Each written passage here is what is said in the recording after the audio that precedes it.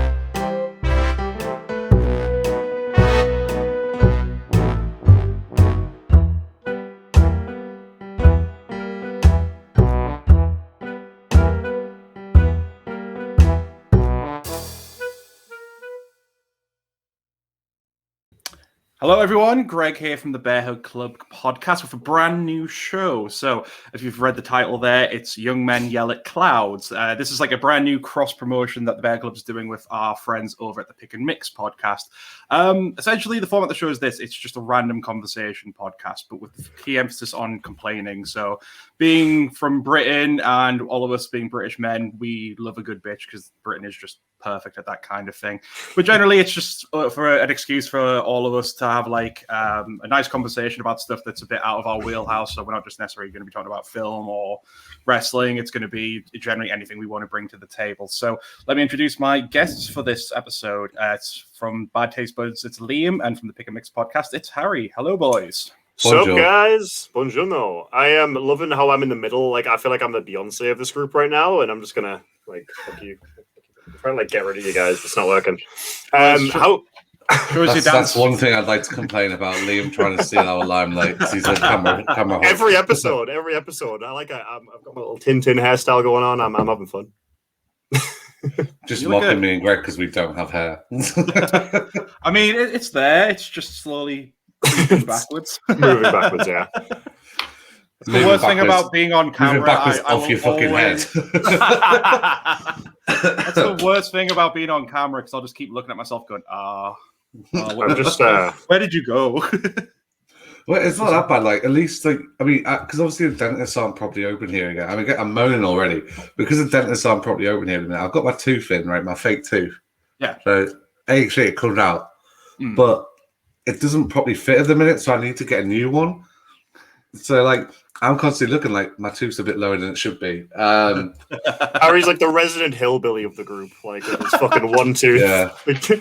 We also have a fourth co-host because my little baby's just joined me. Say hi. Aw, kitty. Hi. Hello.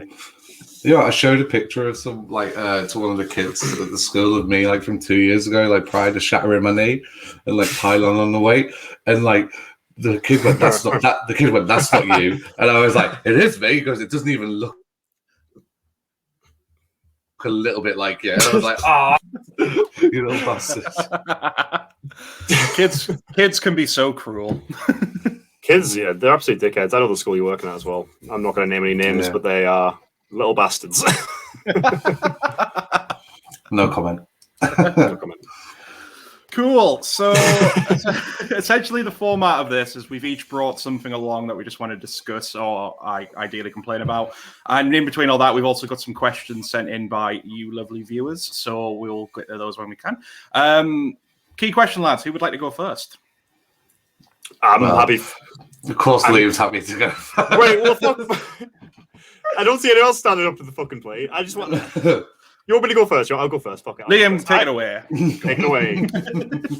I want to bring something to everyone's attention. So I've literally just got back to work this week. I had, I would say it's like a 4-month break in between. Obviously, school's been closed and no one being allowed outside. So I've kind of forgotten what it is to be at work. And I've just started work at a COVID testing site. So it's one of those things where they give you like, I'm the guy who gives you the swab and tells you how to swab yourself. Not that kind of swab, this kind of swab.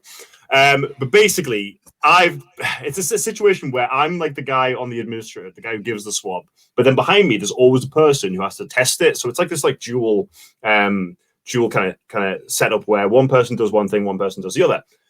All really going fine. I had like 4 brilliant days at work. I'm loving it. It's like kind of a nice balance between piss easy and plenty of money. So I'm having fun. It's repetitive as hell. It goes really fast. I show up on Thursday, and there's this woman I've never ever seen before. She's like about, I would say, like from looking at her, mid-50s, blonde. She looks lovely, no problems at all. She's the one I'm paired with on this particular day, and I swear to God, this was the worst shift of any job I have ever done in my entire life, entirely because of this one woman, and I'll tell you why. Now, if I say the word energy vampire, would you guys know what I'm talking about? It's pretty self-explanatory, isn't it? Yeah. It is really self-explanatory. Yeah. So it's like, if neither of you seen the show Gare, What We Do in the Shadows, first of all, change that because it's fucking awesome. Absolutely brilliant. Obviously, there's a movie as well, really, really good. But in that show, there's a character called Colin Robinson, and his whole deal is he's an energy vampire. So he's like roommates with these actual vampires, but he's an energy vampire. And his whole thing is he drains people of their fucking energy by talking to them and talking to them and talking to them. So I arrive at work on Thursday, and I'm having a great time. I'm loving life. I'm ready to swap some fuckers. And this bitch, she fucking this woman, this lovely lady. I'm already getting into how angry she made me. This lovely lady, she comes up and she says hi. She's like, yeah, I'm not going to say her name on here. I'm going to be your tester for today, so I'm going to be behind you. And I swear to God, from 9 a.m. until 4 p.m. when I fucking left that job, she did not stop talking to me for a second. We're like relatively close. And it's not like, it's just, I say talking to me, talking at me. Not once from 9 a.m. till 4 p.m. did she shut the fuck up. I swear to God. And it was one of those situations, a little bit like you guys with me, if I'm being honest. I'm probably the energy vampire of this group. It's one of those situations where I was like nodding and going like, yeah, cool, interesting. Yeah, cool, interesting. Exactly. Yeah. Fuck off. But it was one of those things, and by like 11 o'clock, I would say like I managed to last pretty well for 2 hours. But by 11 o'clock, I had this fucking banging headache. My eyes started twitching. I got this like little lump developing under my eye. And I was like, what's this bitch doing to me? And I was like, I've never met someone so wonderfully brilliant at draining my energy within a few. And I had to stay with her all day. And you know what?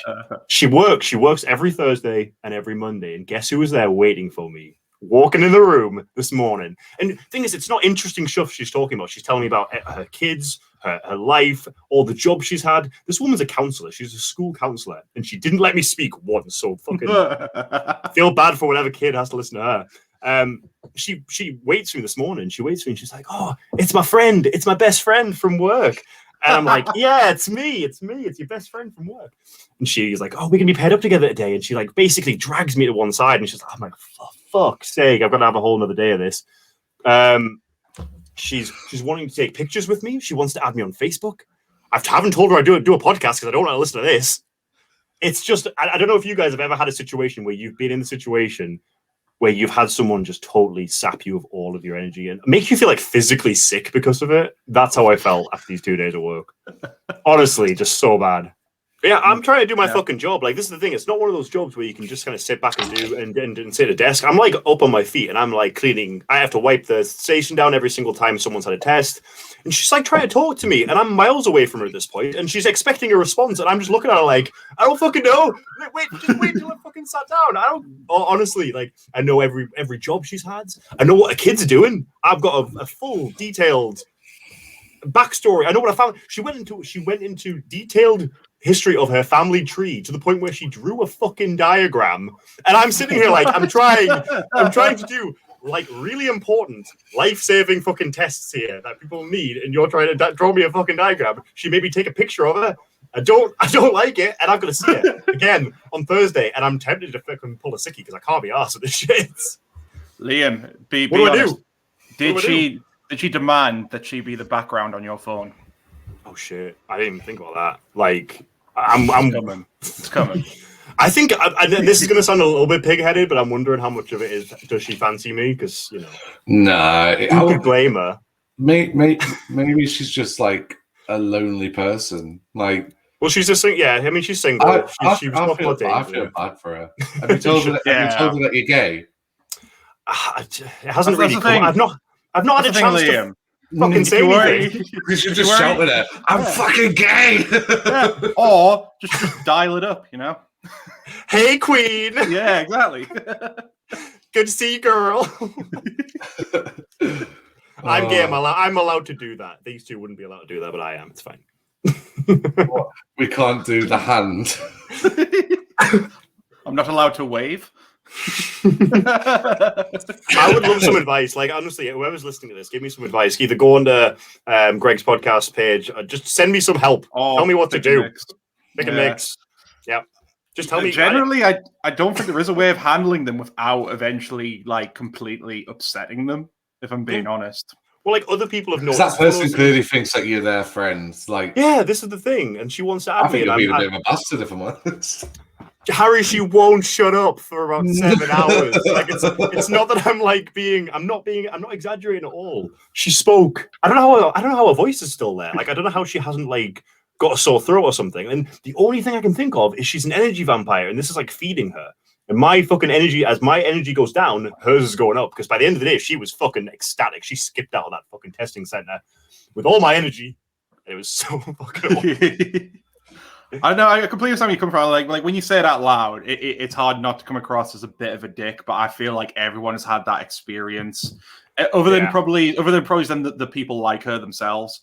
Like where you've met someone who's just far too, I guess, overcompensating with niceness, I suppose. Yeah. Like just trying to always be like gauging with someone. But then there are those people as well who maybe they're not always like that. They just latch onto someone that they like, so they're just constantly like, I need to be your friend. Let's just talk all the time and be friends.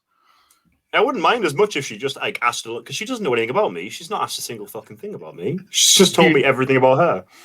You literally know her entire life story about all the people in it, and you've never even met them. I don't even know. Yeah, I don't fucking know who these people are, but I'm probably going to get an invite to the fucking next family dinner once COVID's over. I'm thankful that the job is currently only 3 weeks long, so I can just be done with her after that. I'm just going to like give her a fake number or something. I'm going to fake number her. I'm going to ghost her. Oh no! Decided to do it. Stop! No, you don't understand how much fucking stress it is. Like, I might sound like you guys are making me out to be an absolute dickhead, and yeah, fair enough. I am a little bit of a dickhead, but it's so draining. Like, it's such a fucking excess. Every time she's in, I just feel like I feel myself shrivel up a bit and die. See, I'm kind of the type of person who would probably just say something. So I don't think I'd be in your situation. That is true. You are a very blunt person at times. I have at times told people, like, someone's like, I've had it at work where people, like, you know, in the past have tried to tell me like dramatic stories about co-workers, and I'm just like, I don't care. I'm like, oh, do you know this happened? I was like, why do I care? Can you come in? Can you come in with me on Thursday and be my emotional support buddy? Can you just help me out? Because the thing is, Liam, I like you, so we'd be chatting away. And yeah, I couldn't just say to a bitch, can you fuck off? Again, yeah, that's quite. I feel like, yeah. Isn't it? But, yeah. I said it twice. I think me and Liam are just in the same boat. We're just too nice to ever really kind of say, like, shut up. So I'm not fucking nice. You're an arsehole. You're an arsehole. You're an arsehole, Harry. Yeah. No, at the end of the day, like, I'd much rather say what I think than you know, like, be fake. I'm not going to lie. Yeah. I mean, you're not really being fake, so you're not getting a chance to speak. I don't even think. To be fair, I don't even think that it is being fake. It's literally just sparing someone's feelings. As much as I am blunt, there are times where I do hold my tongue because I realise it'll cause upset to someone, and I'm not going out my way to upset someone. But there has been times where also it's got to a point for my own mental health where I've just been like, I can't fucking deal with you anymore as a person, so I'm going to fucking tell you.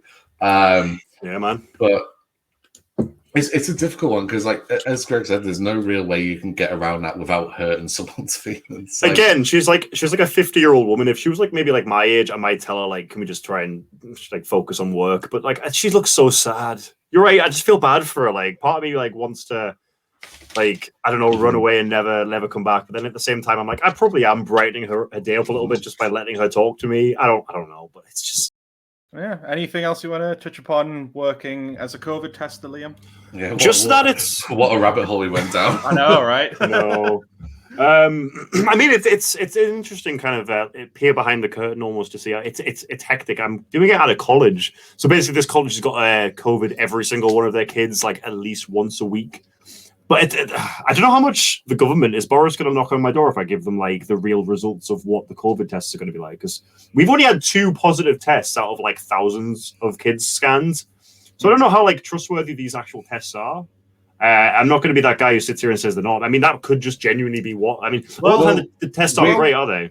Wasn't it? Flow ones are meant to be like what between 40 and 60%, aren't they? Because I mean, I have to do a lateral flow test every Monday and Thursday, and like I'm not entirely sure. Like it's a little stick like that we stick the thing in. I really don't understand. Like I mean, again, I believe in the science, but from what I've heard, they're not very effective. I'm pretty sure people have been able to scam maybe it is those tests particularly. Like when they first introduced them, people were saying like I put mine in a puddle and sent it in and it came back like positive. Yeah. We've had people who do fizzy pop or something. Yeah. We've had people who like do positive tests, then have to get tested again, and then it'd be a negative. Like false positives are so fucking common. So it's like who fucking knows what people have. Like, but apart from that, nothing really going on with me. I did a gonorrhea swab today. That was fun, but that wasn't at work. Yourself personally, yeah, that was just a thing. But apart from that, I'm just for the crack. Shits and gigs. Shits and gigs. But apart from that, I'm all good. Good to hear. Well, do you know yet? Have you had the results? No, yeah. Who knows? I could. So you might not be good. I'm a naughty boy. It's curable, though, isn't it? That one. Well, what? Gonorrhea is curable, isn't it? Yeah, it's fine. You just I'll be all right then. Yeah, it'd be fine. I might not have gonorrhea, by the way. I probably don't have gonorrhea, right? I mean, yeah. Yeah. Mumble, inappropriate comment. No, thank you for that, Liam. Well, let's move on to a question then. So, Liam, you put out the word on our channels, and I believe you got some questions for us. So, which one have you got for us first? Let's start with the one that makes the most sense. So, Kelsey Bird on Instagram asked us how we all got into podcasting, and I think it's probably going to be quite a quick answer because, I mean, for me anyway, Harry, you were the one who started this kind of venture with the Pick and Mix, and I think it's been something I've wanted to do for a hell of a long time. Like, the first podcast I ever really fell in love with was Last Podcast on the Left. I used to listen to that at my office job every single time, and I used to just like plug in and just listen. And I absolutely loved them. And I was like, I could do this. I could be these guys. Yeah. But obviously, you never really like sit down and think about it. It's kind of like starting a band, isn't it? You've got to like think about what you're going to buy and who you're going to do it with. And yeah, obviously, Harry kind of popped up one day and said, "Look, me and my mate are starting a movie podcast, and obviously, we want to do some horror stuff for Halloween." And obviously, I'm the horror guy because I'm so creepy. And then, yeah, that was kind of where it led to. And we started with was it Halloween we did first? It was the Halloween 2018, wasn't it? Halloween 2018, yeah. And then from there, I was just so fucking good that Harry couldn't get rid of me. Mm-hmm. And then I think then the following week we did the Addams Family, and still to this day, it's it's definitely the most downloaded one because it was just I think because. At one point, we slipped over to Anchor. Well, I did anyway. I'm going to be doing a switch back soon, I think, because I'm not a big fan of Anchor at the minute. But Anchor only tells you listens, as well as whereas Podbean gives you a bit more detail in terms of downloads as well. Anchor's a wankers. Yeah, but so I know for a fact that like it's 100% our most downloaded episode. It's our most listened to on Anchor as well. So it was a really good episode. And then I just kind of said it's very much the same as Greg, and then obviously Nathan who joined us later on. I just said to him, I was like, listen, I had a really good time recording with you. Do you want to just do this as a permanent kind of co-host thing? Yeah, man. That's it. Like it just kind of grew from there. Obviously setting up my own. Like I was like doing it with you, gave me the confidence to think, well, fuck it, I can do this as well. So setting up my passion with really bad movies, I was like, yeah, we can do this. And I kind of couldn't imagine my life not doing it now. Like, regardless of numbers and anything like that, I think me and Greg, we had a conversation. Like, if you're doing it for numbers, it's not really the point. It's just such a good. Yeah. You know what? I kind of do at the minute. I'm doing it just to hang out with you guys because we're not allowed to, and I miss hanging out with people, and I miss hanging out with you guys. So it's a nice opportunity to actually see each other. No, 100%. Like it's become highlight of my week whenever we can just whenever we all get the time to match up, so we can be like, hey, we can record this evening, and it's just nice to chat and catch up. I mean, for me, I'd always wanted to get into podcasting, especially because podcasting was like a saving grace for me. So I obviously lived in London while I was at university. I was there for 4 years in total. 3 years was study, 1 year just trying to live down there. It's the worst fucking year of my life. It was so fucking miserable. It's great when you're at uni because you get money for now. You've made new friends. Then that year rolled around. I was the only one who pretty much stayed out of the friends I made, and I was having to work in retail full time just to fucking survive. So podcasts were a saving grace of that, and the main one that really helped me through that when I was working night shifts at the TK Maxx I used to work at was the Tuesday Night Jaw podcast. If anyone's a fan of wrestling, and in particular of Progress Wrestling or just independent wrestling in general, I highly recommend checking it out because it is brilliant. It's so funny, and that just got me through some really tough times. And I always thought, I'd always wanted to do it, and I kept saying, I'll do it, I'll get around to doing it. Then it wasn't until you guys had started up that I thought, you know what, fuck it. If you guys are doing it, I want to give it a shot as well. Because I'd already come on board as a writer for the website, which is kind of fell by the wayside a little bit. But since then, it's just been great having to do this every week, whether it's with my own or Pick and Mix or even Bad Taste Buds. Who's you? Yeah. Well, so really quickly. So basically, what you guys are saying is that the reason you got the podcasting was me. I mean, I don't want to say it in those exact words, but kind of, yeah. I can't even take whole credit for it, to be fair. I mean, obviously, the Pika Mix podcast started out with myself and Ben doing the Star Wars films. Myself and Ben had talked about doing something like this for quite a long time because we'd go see movies together. Like we went to see the double bill of Infinity War and Endgame together at midnight on release date. Like we often went to see like films together. We were friends from university, and we'd always spoke about it because we always talked about it. Like literally, like our messenger is pretty much nothing but politics and movie chat. So I'd actually co-hosted a couple of episodes of my mate's podcast who kind of didn't carry on with it, and I found that like I was the driving force in terms of like, coming up with ideas and also editing. And I thought, do you know what, if I'm enjoying doing this one, I wanted that one to keep going but it didn't. But I kind of thought to myself, I was like, you know what, if I'm putting this much effort into this one, I should probably look at doing my own if I've got these ideas to keep moving forward. And obviously movies are a big thing for me, and the kind of discussion pieces, which is what we've kind of morphed into a bit of everything. And I just thought, I really want to do it. And same with Greg. I think and Liam, podcasts are a massive part of my life. Throughout university and then throughout my work, like classically wasn't a very good sleeper.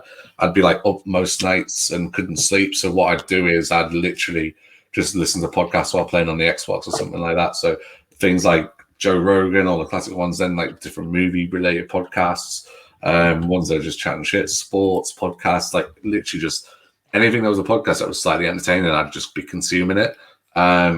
So I think because of that, that's why I've kind of gone on, and maybe where I've got some ideas from as well. But that I think that's probably why I just wanted to. And I think especially for me, like for myself and Liam, like me and Liam we're like I think best friends throughout college. Then we live basically next door to each other at uni. And then I know obviously that's probably getting on to another question, which we'll go into more. Yeah. But we've kind of like lost contact purely because obviously work and life does that to you. So kind of getting the opportunity. And I hate him.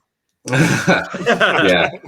getting that opportunity to reconnect with like some friends is a massive reason why I wanted to do this as well. Because I know me and Ben's obviously taken a bit of a step back for it for certain reasons, which is fair enough. But it was nice just to have that weekly kind of thing where you're guaranteed to speak to some of your mates who you might not have spoken to a lot before, or you might not see a lot. So that was probably the biggest part. And obviously, being famous and earning a load of money would be a lovely thing to happen.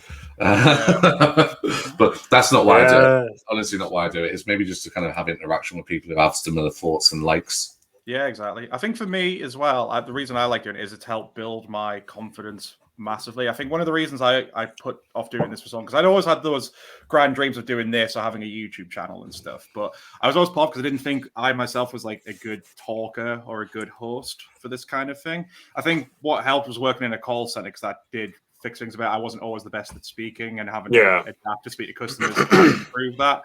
And I think doing this, I get better and better with each episode, being able to relay my thoughts, be able to talk. But I still fuck up now and again. Like the way I do talk, I'll just trip over myself. But it's part of the charm, I guess. There's like that thing I think with every podcaster and everybody who's ever recorded themselves has that moment the first time they hear themselves back, and they're like, no, that's not okay. I don't want to hear that. I don't want to hear my voice. That sounds awful. I sound like a dick. I like it. I know this is the thing. I was about to say, like, I'm like that cocky asshole who was like, I sound fucking great. I am so sexy. Apart from the drunk Harry Potter episode, the drunk Harry Potter episode was really difficult to listen back to. Because, like, let's be honest, like, you wake up after that like the night, wake up after the night before, and you've woken up and you're like, oh, what the fuck did I do last night? And like, you feel that kind of guilt over yourself because you don't really remember what's gone, but you know you've been a bit of a dickhead. And then like, I was like, it's rare that you have that moment recorded. So I was like listening back to myself, and I was like gradually getting more drunk, and I was like, oh my God, I was like, I'm so drunk. Like, was it a bit like when, I think we've all had this, when you wake up the night before after a proper bender and then you realize you've texted some people you probably shouldn't? Was it a bit along those lines? Oh, yeah. No, but I was like thinking, I can't say it on air, but I've just put it in the group chat as well. But there was a certain night with me and you, Harry, that I'm definitely not going to mention. You wake up, we like try to record something and we listen to it back the morning after, and it was just like listening to a fucking, it's like listening to like an alien frequency that none of it made any sense. It was just. Well, I can't mention it, but I can say. Well, I think we could say some stuff. Like, we were basically off our tits, like drunk, and some of the stuff we probably won't mention. But we were very, very drunk, and we decided to try and record a watch along for the film A Knight's Tale. It didn't go well. Basically, we FaceTime my mate Parsons, and we started interviewing him as if he was Robert Pattinson. Because his name is Robert Parsons, and we were like, how do you feel about playing the Batman? Yeah, we were like, oh, how's filming going, Patterson? How's filming going? Yeah. And then it just eventually like descended into utter like bollocks. And I think I went to bed halfway through. I was like, I'm done. Bye. Yeah. I think we just kept recording anyway. It was like that level of drunk where like Liam at one point became a broken video game character. So like, oh my God. So like, he walked past Steph and my cat, and like looked at them, and then walked away, and kind of walked off into the living room, and then faced away from him and went, "Oh, hi, Steph." And then he was just like walking, like you know what? And I just, you know, when you sim, and me and Steph were that drunk that we looked at each other, and we went, "Has that just happened, or have we just kind of like, you know, when you're not sure whether you're seeing something or if it actually happened?" And I looked at Steph, and she was laughing. I was like, "Right, okay, so that definitely did just happen." And it was like he was a broke member of Grand Theft Auto San Andreas. Yeah. I was like, it's like when you play The Sims. You know, when The Sims glitches in your sim accidentally puts the baby in the oven or something like that. It was kind of like one of those moments where it was just completely glitched out of reality, and then just it was great. But yeah, long story short, podcasting it's helped my mental health. I don't know about you two lads, but I think especially during lockdown, which is such an isolating time, it's really done wonders for kind of my socialization and my confidence and just everything. Like and also like being able to. Me and Greg were talking before this, but being on social media, like the interactions we've had from people that I never would have had otherwise. Obviously, like Juice with the Pigeon Mix one, and Bad Taste Buds. We get loads of horror fans kind of messaging me and kind of wanting to interact with that, and having that kind of ability to make kind of online friends as well. It's just been a godsend, really. Yeah, 100% agree. Absolutely. Brilliant. Well, hope you're satisfied with that answer, Kelsey. No, it's a brilliant question. Thank you very much, Kelsey. Shall I take it over for the next thing? It's up to you, mate. I think you might notice, like anyone who listens to our podcast, like other ones where we're all on together, I like to go last. And I know like Liam obviously likes to go first. I'm always like the one who I'm like, I want to go last. I don't like going first because I like to hear everyone else's first. Because then that way I can kind of amend some of the things I'm saying. So he likes to one up. He likes to one up. He's like, how can I be better than these two people? Yeah, that's it. I am the resident smart ass. One thing I'd also like to mention as well, I know we obviously haven't got it off the ground yet, but one of the reasons that we are kind of all like doing stuff together is because we are like kind of going to start like that a podcasting network. We did come up with a name. We haven't got any artwork as yet, but it's like a group of like podcasters, which is why we all kind of run off each other, which is really nice. And obviously, we've all got our own ideas and our own kind of uniqueness, which is good. But it's going to be called Audio Devil. So look out for that in the future. Plugs. We got lots of them. Butt plugs. I have a few of them.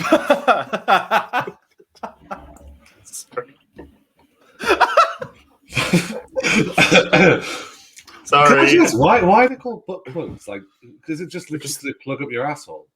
I mean, yeah, it does what it says on the tin, really. Is that not self-explanatory? No, but is it not just like, why not just have a dildo? Like, why do you want to plug your ass? So a dildo is obviously the shape of a dick. A butt plug is kind of like a I don't know how. If I had a piece of paper, I don't have a piece of paper. Just Google butt plug. You'll see the shape. No, I know what they look like. But yeah, but like when you put it in, when you put it up, it like the butt does this. Okay, so imagine this is a butt.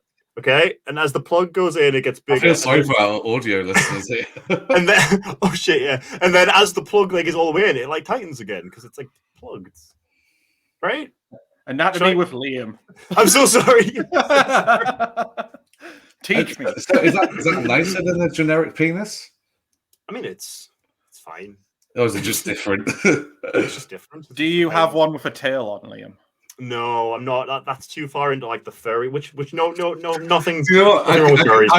I really hope, like, and obviously this isn't a hope that there's a homophobic person out there, but I really hope there's a homophobic person who happens to stumble across this part of the episode, and it's just like, this is why I don't like them. They're just deviants. and if you're there, Mr. Homophobe, go fuck yourself. Like, yeah, exactly. I don't give a shit. Like we can talk about sex openly. That's it. Like it's. I mean, yeah. I'll show you next time. The best part is, I bet they go and swiftly buy a butt plug to try it out. Oh, they will. They will. I think I've let like a nice little segue into your thing, Greg. I'm so sorry about that. I mean, if you want to, what are you talking about butt plugs, Greg? You won't believe what I've been. No. Well. What I wanted to bring to the table, I originally had something different, but because some recent events have continued on this ongoing saga, I had to tell. I thought it would be best to tell the whole tale because you guys know essentially part of it, but I feel like I could probably go into a bit more detail. So I'm going to tell everyone the tale of what I'm dubbing Pigeon Gate. So excited. For the last nearly 2 years now, actually, I've lived in this place. So it's a shared house. So everyone's got their own room. And generally, for those 2 years, I've gotten along with everyone. Sorry, I'm glad I like how you had to explain the idea of a shared house. Everyone's got their own room, guys. Everyone's got their own room. It's very nice, you know. So yeah. So shared room, there's 6 rooms in total. So everyone has one of their own. Damn straight they do, Harry. Damn straight they do. So yeah, it's as you imagine. I mean, anyone who's been to uni can probably just picture the scenario. You know, you're all under this one roof. You've all got to pull your own weight, looking after the kitchen, bathroom, etc., things like that. Generally, for the 2 years I've got along with everyone here, and we've had like quite a few different people coming and going, as you kind of do in these sort of scenarios. But ever since I've lived here, there's been one guy lived here who I think he's been here for like close to 10 years. So he's definitely the longest serving person in this house. And he's the oldest as well. Since I lived there, we've always got along. And what he's always done is one thing is in our back garden, and it's not even really a garden, it's like a yard. It's just a crappy bit of decking and some concrete, so it's not like you really want to spend time there. But he always fed the pigeons out in the back garden. And I never really cared. What are you guys doing? Oh my God. Ruining my story. Sorry, yeah, sorry. Keep going. Myself and Lee were just discussing buying a butt plug. I'm sending Harry links to Amazon finding butt plugs from. Sorry, guys, that is so rude.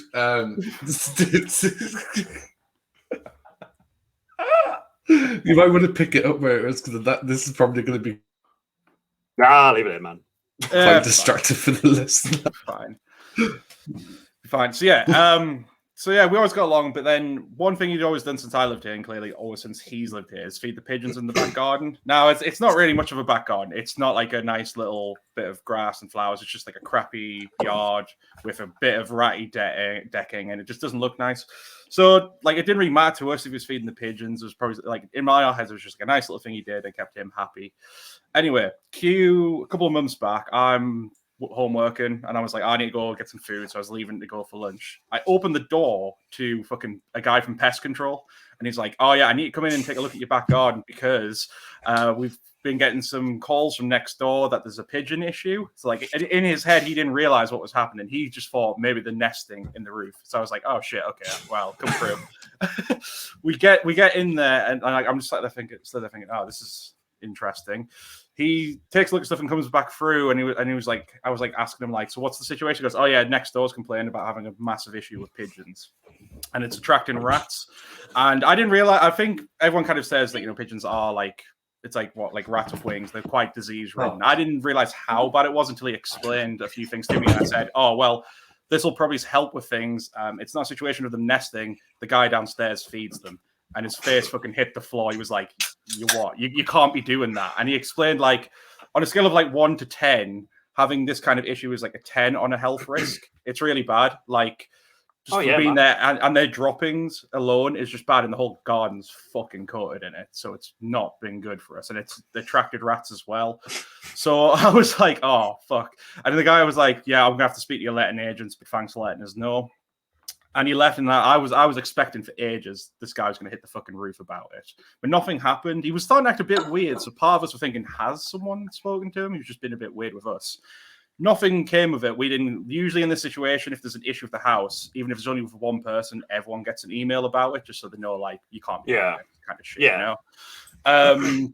So then a couple of weeks after that, pest control comes back again just to check on the situation, and this time it's my girlfriend Chelsea who lives with me. And our friend Michael, who lives here as well, opened the door to him. And then they had to basically say, well, so nothing's been done. He's still feeding them. And the guy was like, you're fucking joking. Like, this should have been fixed by now. So he goes away. And this time it fucking gets sorted because I'm in the kitchen just doing my own little thing. And he comes in with the guy comes in with a face of thunder. He doesn't really deserve a name, Sab. Comes in with a face of fucking thunder.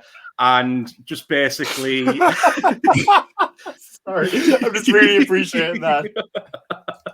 Comes with a face of thunder and just accosts me about it. And what's coming down to is he thinks that we grassed them up to pest control, which isn't the fucking case. And he's one of these people you can't talk to. You can't talk to him. Like, if he gets in a mood, he just won't have like he won't let you argue your point. He'll ask you a question. You try to respond, and he'll just pull a face. Are you living with Steph? So, yeah, and basically what it ends up boiling down to was him saying, you go your way and you go mine, which you would take to mean, let's just stay the fuck out of each other's way, right? Yeah. So fair enough, right? Therefore, we leave it at that. And it's been a frosty atmosphere. And honestly, he's like a child. Like, since it's happened, if he sees us, it feels like he's deliberately just trying to be a dick. Like, he'll see us in the kitchen, go into his room and slam the door. Shit like that. Like, real petty shit. You know? Is he in the house right now as you're recording this? Can he hear? Oh yeah, that's what I'm wondering. He could probably hear me. I live above him. Just give him a massive stamp on the floor. Fuck you. Yeah. So it's been like that for weeks, and we just thought, well, if this is the way it's going to be, at least it's just that. But then last week, it was the 8th of March here in the UK was when lockdown restrictions were starting to ease. So it was like the first tier where you could go out to the park, meet people that weren't in your bubble. So my pigeons in the park. Exactly. So that'll be a point I get into in a minute. So it's like, so after not seeing my mum for fucking months, we were like, right, well, I'll bring the dogs over to you, and then there's a park down the street. We'll go for a walk. So it was really nice. And then my mum did have to come in the house for a bit. So she's got like some health issues, which means if she needs to go to the bathroom, she's going to have to go. You know what I mean? She can't wait. So right. We're like, okay, bring the dogs in. We'll just whap them at my room. You can go to the toilet. We'll have a few minutes in the house, and then we can go. So we do that. And as we're leaving, he's in the kitchen and obviously clocks us, right? So we do the walk. It was really nice seeing my mum. She leaves. An hour later, the letting agents send us an email saying, one of your housemates said there was dogs on the premises. Do you care to explain this? Like, see, I haven't heard this part of the story. This is new. Yeah. To me. This is fucking what? bullshit. And it's like, what they have a look and we were like, well, certainly. So we had nothing to hide. We were saying, this is the situation. My mum came around because we were allowed out today. We were allowed to meet her. She has health issues. She had to use the bathroom. We made sure the dogs were like nowhere near anybody else. We kept them out of the way. We did everything properly, right? And she was like totally fine. Like, glad you've explained it. But because he did that with me and Chelsea, were both like, right, well, if he's done this, he's been doing all of fucking this. And essentially, they've been on our side with it. Good. And then the big thing that boiled over, right? So this is how annoying he is. When it comes to like washing clothes, obviously we've only got one washing machine, right? So it can be a bit of a nightmare if everyone needs to use. You got to wait. What he'll do though, rather than if someone's using it and it's finished, rather than go ask the person to empty it, he'll just take people's clothes out, put it in a carry bag, and leave it outside. This happened to me so many times when I lived, because me and Greg lived in a house share at one point, not together, but the group who look after the houses. I've lived in their houses as well, and happened. It's so fucking frustrating. Mm-hmm. Sorry. No, it's fine. Like, honestly, at least you understand. Like, and here's my take on it. Like, if it's my clothes, I couldn't give a shit. Like, I don't mind other people touch my clothes. The issue is Chelsea's the only girl in this house, and he's done it to her clothing. Like, she's got sensitive items of clothing in there that she doesn't want anyone other than probably myself and her touching. So, like, if I took it out, that's fine. But the fact he's doing how many times does this guy have to fuck up before your letting agency just kicks him out? Like, what's? I mean, obviously you'll have to find a new housemate, which is a bit of a ball ache, but it might be better than having him there. Yeah, here's the thing. So, like, to cap this off, we told them about that. Then they were like, "Do you want us to speak to him?" And we were like, "You know what? We don't have what good it'll do." And things like that. But then it happened again that day. So we're like, yeah, you think you speak to him? And they did. And then this is the kicker. I was at work with Chelsea. And then all of a sudden we hear shouting and yelling downstairs. He wasn't on the phone to them. He just got off the phone with them and was ranting and raging and like slamming shit down in the kitchen to himself. He when he gets mad, he just says fuck over and over again, really loud and aggressively. So it's just a series of fucks and loud slams. It really sounds like he's not. Yeah, there's something wrong, right? And here's the thing. So, like in response to it, the warning signs were there that he fucking feeds pigeons like in his garden. Oh yeah. And here's the thing, lads. He put up this sign following it. Make sure you take your clothes out window. So okay. It just gets that fucking petty, honestly. It's that passive aggressive bullshit. Like we've all been in uni, we've all lived in houses with each other. Like we got on each other's tits all the time in uni. But this guy's, how old's this guy? Like, I'd say he's in his 30s going into 40s. So he's like, okay, now he needs to get his, when I was 18, when I was 19, fair enough, we were all assholes in uni. That makes sense. And you can piss each other off. But as a 30-year-old fucking adult needs to get a grip of it. All I'm imagining, because I've been to your house, but I've never seen this guy. I haven't got a picture in my head. So all I'm imagining is the, the pigeon lady from Mary Poppins. It's like the feed the birds, tuppence bag, that one. Just sitting in his room, fucking throwing bird seed everywhere. No, it's like you brought up then, like it's fucking pigeons. Like who gives? Like if we'd grass them up over a cat or a dog it wasn't supposed to have, I'd understand. But it's the fact like you can go down the park, literally a minute walk, and feed them. You can go further down to Leeds Park where there's ducks. Feed the ducks. He's training an army of pigeons. Maybe this is like a big thing. Like he's just, and one day when this all boils up, he's just going to unleash his army of pigeons in the house, and you're all fucked. There you go. Do you know the thing that's like I won't judge him for feeding pigeons, right? Because everyone's got their own releases of doing it. But why do it on your back fucking doorstep? Especially when they're going to fucking shit everywhere. Like, oh yeah, I know the area. Especially when there's a park next to you as well, isn't there? Yeah, the area where you live is like surrounded by greenery. Just go outside. Like that, the park next to you pretty much has like fucking cows in it. Take some bread and feed some cows. Yeah, like you know what I mean. It's just. And what is he doesn't understand the issue. Like, and we've tried to say to him, like, look, we didn't grass you up, and then the health inspector said this. Like when I was first like having the argument with him, I was trying to explain. He explained to me it's such a major health risk, and rather than understand it being in general, he thought, oh, it's got nothing to do with COVID. And I was like, that's not what I'm telling you. There are more things going on than COVID. Rats droppings and fucking. You're gonna bring back the bubonic plague at this point, mate. Chill the fuck out. Yeah, exactly. And it's the fact like it's not just interrupting us. It's our neighbours now. Like, it's Yeah. just not on. Because if you went out there like during any point in the day, they're just stood all along the roof of the house. It's like it is a bit like The Birds, Alfred Hitchcock. You're a bit like, this is a bit intimidating. Yeah. I'm a little bit worried. I'm concerned about you, Greg. I don't want you to be sleeping in that house right now. You and Chelsea. I'm scared for your fucking safety. He's a head to ball. I'm legit thinking if we'd gone down when he was having that fit of rage, he'd have just grabbed a knife off the sideboard and shanked one of us. Maybe sleep with one eye open. But I've got a lock on my door. It's fine. All that. In terms of like, you know, obviously at that age, like you'd think you'd have like learned how to deal with people, especially if you're living in a situation where you're, you know, close to 40 or whatever, and you're living in a house share. For what, you know, I'm not going to judge any reasons why you might be doing that. Obviously, things might not have gone the way you wanted to plan, or other things might have happened in your life. But at that point, you really need to learn how to live with people. And I guess even if you do have the issue where you're like, right, okay, maybe Greg, you are leaving, you're closing the dryer or washer too long. At that point, go and have a conversation. Yeah, I'm not saying that is the case, but at that point, like at that age, surely you learn to have a conversation. Like when I was living in house shares, I came across a few people who would like basically like be hypocrites in the way they lived. They would like complain about one thing and then do exactly the thing that they've like about. Actually, one guy, big thing in like house shares. Did you guys all just disappear off the screen? By the way, you keep just putting it out a bit, mate. There was a little bit of a lag. Everyone just disappeared for a second for me. Hold on, I mean, it was a little. Can you hear me? Okay, though. Now we can. Yeah, you come through now. Yeah, it's just now and again it'll lag, so we do eventually hear what you said. It just takes a bit of time. All right, okay, but one of the things that I noticed living in it is like the fridge is a big deal.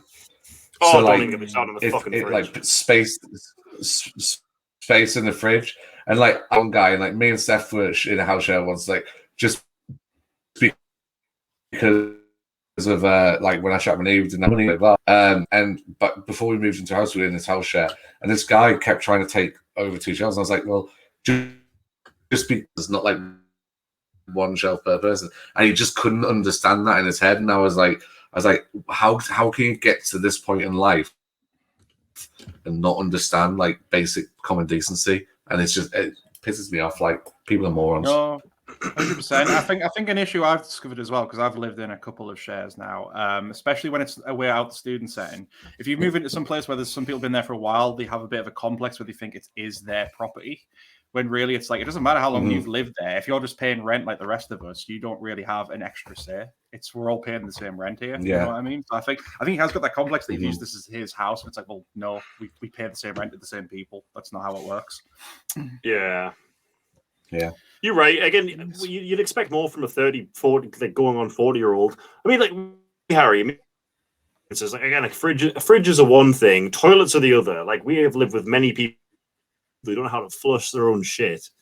And that's like the big thing for me. I don't know if I don't understand that at all. Just leave it. I had one, and I'm not going to name names because he's an absolutely lovely guy, and I've spoken to him since, and he's canny.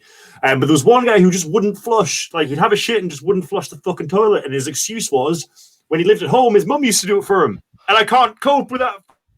What? Oh, that's horrific. I bet that was the reason. We had to teach this 18-year-old to flush the fucking toilet. And again, you know who you are. You've developed fucking massively in the last 5 years. Yeah, that one, Harry. He's just put in the chat. Who was that one? And he's a lovely, lovely guy. He's canny as fuck, but he had a little growing up to do. But that was fun. That was a fun few years of my life. Yeah. Was it the first or second one, Liam? Yeah. Second one, yeah. I mean, he was just a bit of a fucking nightmare altogether to start with, wasn't he? He's a lot better now. He's grown a lot since leaving. I've had a few conversations with him. He knows he wasn't great, but he's grown a lot. Oh, and when the fire alarms all the time. He'd be cooking at like 2 a.m. He'd be cooking fucking lasagna, and we'd be like woken up because the fire alarms would go off, and everyone has to fucking congregate on the street. It's just a fucking nightmare. Yeah, I miss uni. I suppose anyone who knows who we're talking about now knows who it is. You've just buried that guy. And I want to reiterate that he's a lovely, lovely guy, and I love him a lot. He's very nice. He's very sweet, but he didn't his own shit. Harry, fuck off.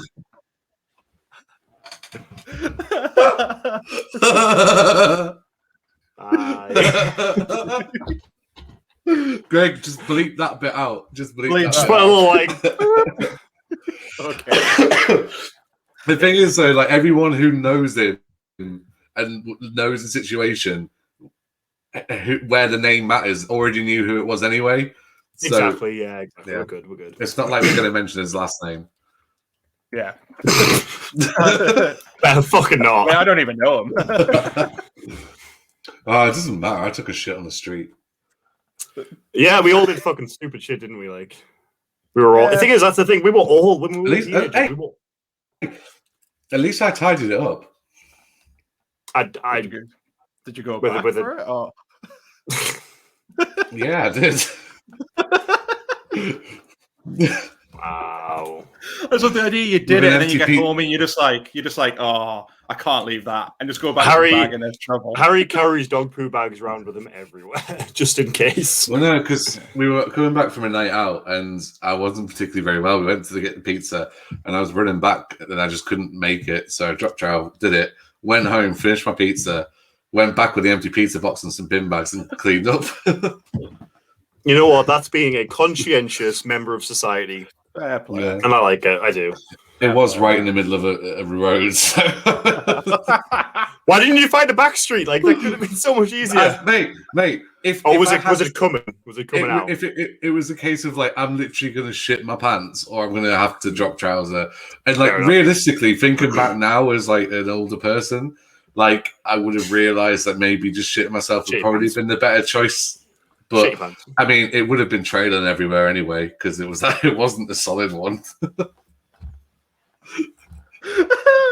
What a great first episode this is! Like, what I'm fucking. I really hope like this doesn't get discovered by anyone who I work with. No, that's fantastic. Yep, that was my Pigeon Gate story. Liam, I believe we've got another fan question. We do. Bear with me 2 seconds because I can't remember what it was. It is by Mark Illustrates, who's a lovely guy. He does lots of nice drawings. And it is... How did you guys meet? Really, really easy, nice little brief one. Oh, it's on there. Yeah. I was like looking at my phone like, where is it? I guess we've already answered the why we started podcast. We've answered like why we started podcasting together. So I think just kind of how we met is probably the best one to answer. Do you two want to go first? Because obviously you two know each other before I knew you. Yeah. Well, we've known each other since fucking we were this big, really. I think pretty much since reception. Since you were little butt plugs. Little fucking butt plugs. Yeah, we were like you and me have grown up pretty much in the same school system. We went to primary school, infant school, primary school, secondary school, and then around about that time we kind of diverged a bit because we went to different sixth forms, didn't we? And we were always kind of in the same like friendship group, but we were never like besties. We never really hung out like too much by ourselves, but we were like friends, friends of friends who kind of hung out in the same big group. We were kind of like the weirdos in a way. It's like the situation where we would talk if we were at like a house party together and shit. Yeah. But it wasn't like outside of that we were like messaging each other all the time. That kind exactly, yeah. And then it wasn't until obviously we split for sixth form, and that's when kind of me and Harry met each other. I've replaced you with him, and then me and Harry did sixth form and uni together. It's kind of weird because the first half of my educational experience was with you, and then the second half of my educational experience was with you. Again, just I'm clearly the protagonist of this story, guys. I'm just saying. It's all about you, Liam. It's all about me. Fucking villain. I dare say the majority of bad things that I do or have picked up in my life are probably from you. Oh, we can't. What do you mean? Oh, yeah. you at house parties, Liam. You could be. It was a bit unpredictable what you would do when you had a few drinks. The worst influence ever. I'm sure Alex can attest to this at many of the different house parties. I remember specifically at that Alex Lang one, I smashed my new iPod with a hammer because I thought it'd be cool. And then at uni, I fucking bit into a glass bottle and started chewing on it because people weren't giving me enough attention. Bearing in mind, there were... okay, how do I say this without getting cancelled? There were university experiences that happen to everyone that you just got to go through. You've just got to get through them and hope you survive. Basically, I met you throughout Greg. I'm trying to point. Greg throughout the early years of my life and Harry throughout the later years of my life. We've kind of always gravitated towards each other. I think even when we shut up, Harry. Yeah, I mean that. He's just chatting in the fucking group chat again. Yes, I mean that. Of course, I mean that. Hi.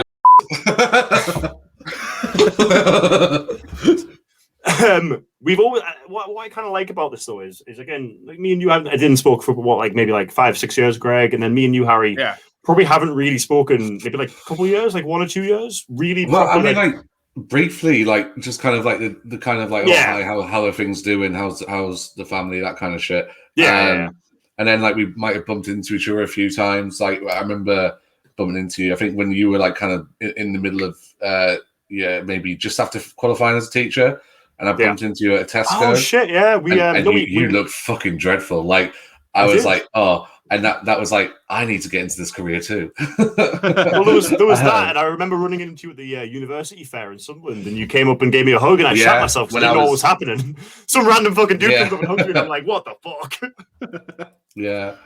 But again, it was when we're doing the podcast, the first person I thought of when I thought of kind of doing a podcast with and getting a guest on was Liam. So I was like, yeah. Who do I know who loves to talk? Liam. So who loves the sound of his own voice? The first time that me and Liam actually met was when we were doing Rocky Horror. I mean, we've obviously kind of spoke about this on our Rocky Horror podcast that we did. Checked out if you want to or not, don't care. You should.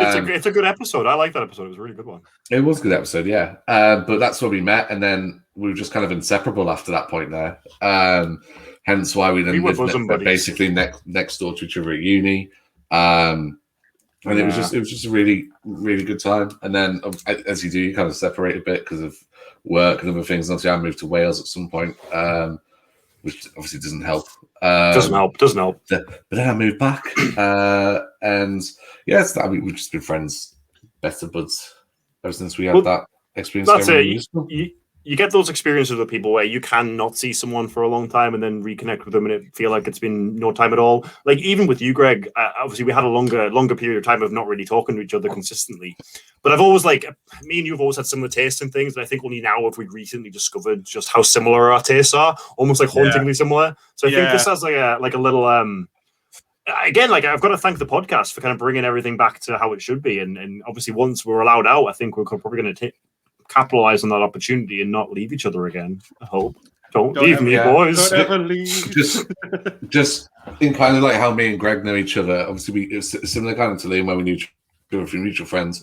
House parties, we met each other. But then when I started going out with my current girlfriend, obviously she was very good friends with Greg, and it was just kind of through that. And then obviously when he moved back up here, we kind of said, "Oh, come and work here with us," and then just kind of became really good friends from there. I'd say working together was where I was the proper getting to know one another, because there was points where I was paired with you just while I was in training, and that was where we kind of properly chatted, I guess. Yeah.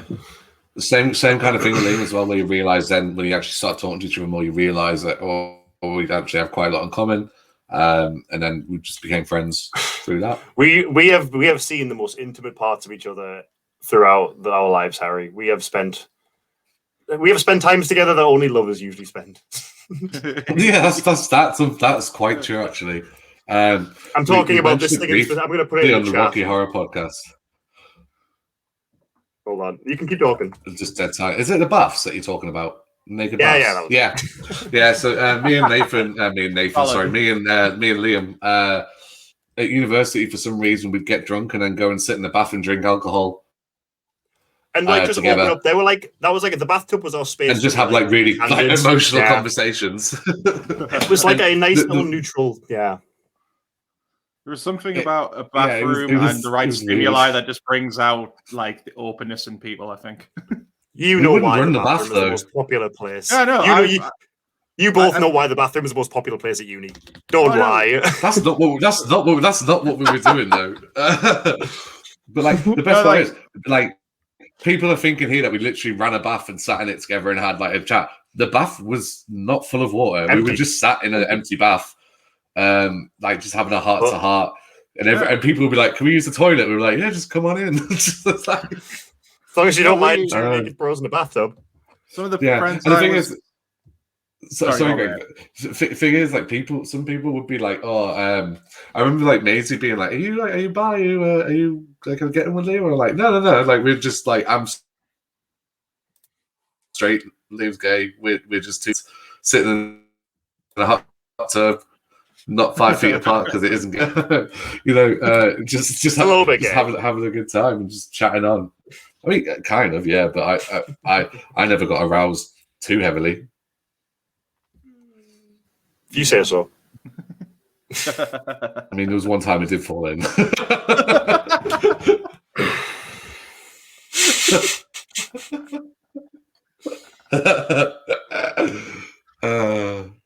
What are you saying, Greg? it didn't, by the way. I'm just clarifying. It didn't actually fall in. It was intentionally. We have not had sex. No, we haven't. Not yet. We haven't. Not yet. We'll save that for my stag do. Oh God! All right. Last night as a free man, got to try everything. Yeah, exactly. There you go. Oh, crap. I thought you had something to say, Greg. Sorry. It was just literally like, I just think it must be something about it, because I remember like a lot of the people I made close friends with at uni was sort of just similar situation, like in like the dorm bathroom of like a person's flat, just drinking and smoking out the window and just getting really close with people. I mean, there's just something to it. I think everyone might have gone through that experience. Another interesting, horrible thing I did at uni. One time, our mate, well, I think you might have met him, Greg, but mine and Liam's mate Maisie, he was being horrendously, violently sick in the toilet one day. And obviously, one thing that you do, what we thought was the right thing to do at uni, was bring someone who was being violently sick bread to soak up the alcohol. Mm-hmm. At one point, Maisie was full on sick on this piece of bread, and I ate the bread. Oh, man. Nice. Yeah. I just went, look at this. Coincidentally, I now have the weakest stomach ever. It's like I think all the shit I did in my younger years has like since weakened me completely. Oh, so like now, like I get like I see like when Reggie like goes for shit in his little like cat bin, like the smell of that will make me go. Like I've got such a weak stomach now; it's unbelievable. And I think it's just like life punishing me for all the horrendous things I did when I was younger and got away with. You know what you did, and this is your penance. That is it, yeah. That's it. Yeah. That was good stuff, lads. So Harry, take us away through your... Is it my turn now? It's your turn, mate, yeah. Take us away, Aaron. Right, okay. So I said to the guys, I hadn't come up with like really big ones. They're just kind of little nitpicks that I had. The fourth one, and I'm guilty of this. I'm guilty of this on occasion, and I think Liam is probably guilty of it quite a lot. But I hate, as the term is, grammar Nazis. Okay. Yeah. Okay. Well, you hate grammar Nazis, or so like I don't have an issue with them as such if they're trying to help, or like it's when like a lot of my friends are like severe grammar Nazis, where like they kick off if someone like gets the wrong there, they, or they are.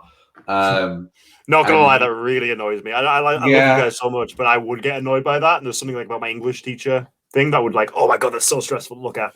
Yeah, and I understand that. The point where it becomes annoying to me is like, when people are having an argument, right? And someone has clearly been defeated in their argument, and they've been made to look a fool, and then someone just comes up with the YOU. Oh yeah, that's cool. And I'm just like, fuck you for a start. Like, what kind of person are you? Like, you've clearly lost this argument, and that's what you like result to. And the thing is, like, you can't argue against it because it's right. Like, you're trying to act smart and you're trying to act clever, and then like you've literally made like a grammatical error, and it's like, well, fuck you. It's like the lowest hanging fruit. It's like someone like like responding with, "I know you are, but what am I?" It's What am like I? it's not an effective argument, but it is at the same time, because if you keep doing it, no one's going to win, and it's just something that really annoys me. I get you. I'm probably annoying people because, like, I know Juice, like we mentioned him already, but Well, no, he's a self-professed grammar Nazi, and on one of his tweets recently, he got something wrong, and I said, "Where's your tweet about grammar?" Juice, man. Like, I want to go on record and say that I'm like somewhat of a grammar Nazi in the sense that I do. The only time it really bugs me is when it's incorrectly spelled, or it's the wrong kind of grammar, or the wrong kind of there. But if it's like on a sign or like a professional like billboard, the amount of times I've like walked past a shop and they've got the wrong there or the wrong apostrophe, or the apostrophe's in the wrong place, that irritates the fuck out of me. That's all right though. I'm not. It's not that. I think you're a special type of bastard if you go on someone's status and correct their grammar. Oh yeah, and like the thing is, like I've done what I'm complaining about in an argument before, where I've just been like, I've got no way out of this. I'm just going to be a dickhead now. And I'm aware of the fact that I'm being a dickhead, but you're a special kind of bastard if you just go on someone's status and for no good reason just go on and say, "Oh, you spelled this wrong, bitch." Like that is like, just fucking leave it. Like, not everyone's like as smart as you are. Not everyone is as clever as you are. Everyone's got the time to give a shit whether or not their spelling's correct. Especially on social media. Like, there's a whole point of like kind of text talk, isn't it? Is to shorten the amount of time that you spend typing. That's it. So, like, but yeah, that's one thing that grinds my gears. No, I'm with you, because like for me personally, and I do it. I've just always had issues with my spelling, grammar, and punctuation. Like, even now, like it's not like, it's just like the simplest of things fuck me up, and like I'll catch myself. I'll send a message and go, "Oh yeah, that was the wrong." Typically there and there and your and things like that. That really The thing is, you don't know if someone's like genuinely got an issue spelling in terms of like that might be dyslexic, and then you can make that person feel utter shit about the fact that that is their issue, and they might not know that. It's horrible. So like I never try to do it, because like I know for a fact, like for me, it stressed me out. Like the amount of times I'm writing a message to you guys in the group chat and I have to like really stop and go check the spelling of a word because I'm just worried about it being wrong. It's constant. We don't care. Yeah. It's just more for my sake, because I'm just constantly like, I get you. It bothers me, because like I like to write and stuff, obviously, for like the website just personally. So you'd think I'd be really good at it, but it's just kind of like, no, it's still something. Despite being nearly 30. This is the thing. Like, I've had one reason I don't write for the website is because I don't think like Steph has told me before that I write really nicely when I put my mind to it, but I just don't. I'm not as for a teacher. I'm not as confident in my grammar as I probably should be, but I'm a special needs teacher, so I get away with a lot. One of my favorite like memories from A level is one of my English teachers. She was probably the best teacher I've ever had throughout my entire educational experience. And she, like, the first lesson she was with us, she said that she was dyslexic, and she kind of said, like, I'm an English teacher, I'm a literature teacher, and I'm dyslexic, and I'm going to be spelling a lot of shit wrong, and you guys need to help me. Well, if you want to help me along with the spelling and shit like that. And your ability to write, your written ability is not based on your ability to understand grammar or understand spelling. Like, I'm not perfect at all. And I've read both of your writing, and both of you have absolutely fantastic written style. And just because the grammar isn't like, every now and again everyone fucks up on grammar. It's perfectly natural. Yeah. As long as there's passion in your words, this is like turning into my little literary wank job fest. Now I'm enjoying this. As long as there's passion in your words, that's what's important, not the actual the spelling and the grammar a lot of the time. I think that's a really, really interesting point you've made, both of you. See, like for me though, like spelling isn't an issue. It's more like grammar. And like when I was doing professional skills tests before you do your PGCE for teaching, like I really had to work on like where my commas and everything went, because I don't particularly remember being taught that as a kid. Like it's never something that it ever stuck with me. Spelling it does, but not that. But I remember, like, working as a special needs teacher, you get paired with learning support assistants and teaching assistants quite a lot, and they'll do a lot of work like writing on the board and stuff. And there's a lot of times where like I'll have to say to someone that is spelled incorrectly, and it's awkward. Like, do you know one of the ones that I come across most? Manager. People spell it like the French word manger, like so, like manger rather man. Right, they miss out the extra A. Yeah, and like it's really common, but like I have to say this to these people, like, and they're like, "Oh, is that wrong?" And I'm like, "Yeah, it's fucking wrong." But Business is the other one, isn't it? Busyness. Like, there's loads of words that just the English language is fucked. Really, let's be honest. Me up quite a lot. It's a horrible thing to have to do and confront someone and say, like, especially in the place of work, and be like, yeah, that's not right. That's wrong. I always just try and do it and be like, oh, you've just missed out the A. But then it's all because they go, oh, where? And I'm like, oh, for fuck's sake, I'm trying to do this nicely. Like, fucking stupid. And wipe it out. But, it's just that's why I say, like, I am one in terms of, like, spelling. Like, I do have to correct people, and I have done, like, the shitty things I've said before in the past. But it's something that, as I've grown up and kind of matured a bit, it is something that really annoys me. I think there is a right way to broach it with people. Like, I welcome if someone says, "Oh, that's wrong," but it's just when, like, it, especially in text, when it's hard to translate stuff anyway, it just feels like sometimes they do get really annoyed at you for it, and it's just like, well, rather than doing it this way, can you just tell me, you know? I take the piss out of Steph daily for her spelling. I have to admit, because she's really bad at it. Like, we were moving house recently, and she had a bag full of, like, a box full of makeup, and she'd written on it. And I was like, what's that, Steph? She went, oh, it's all my makeup. And I was like, is it? I was like, what's another word for makeup? And she'd written cosmetics on the cosmetics. And I was like, is that your bag of cosmetics, Steph? And she's like, what? And I was like, cosmetics has got an S in stuff. But I do that because I'm a dickhead. So, like, I'm well aware of that. I mean, with your partner, it's fine because like, it's just teasing banter, I guess, you know? Yeah. Well, have I told you the story about why I call her Plymouth? No. No, I think so. So Steph's, like, saved in my phone as Plymouth. So if you're ever around me, you see Plymouth. I did Plymouth.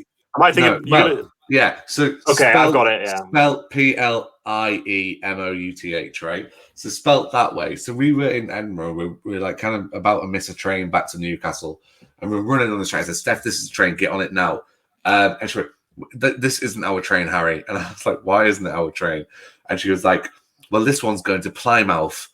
And I was like, and you just kind of stop everything you do. And I looked at her and I'm like, now Steph's like a really smart person. She's like assistant psychologist at the minute, but she's got a master's in psychology. She's looking to do a PhD.